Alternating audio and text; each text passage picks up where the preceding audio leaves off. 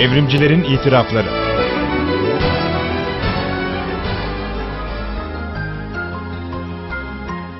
Darwinizm, doğal seleksiyon tezini yoklanması gereksiz, doğruluğu apaçık bir ilke saydığı ölçüde bilimsel bir kuram olmaktan uzaklaşmakta, ideolojik bir öğreti kimliği kazanmaktadır.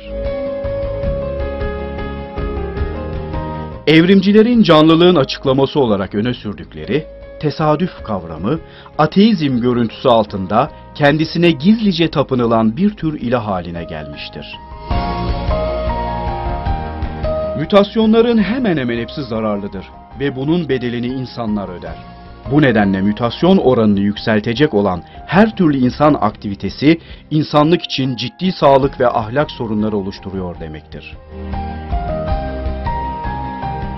Eğer bütün hayatınızı kemik toplamak, kafatasının ve çenenin küçük parçalarını bulmak için harcıyorsanız, bu küçük parçaların önemini abartmak için çok güçlü bir istek duyarsınız.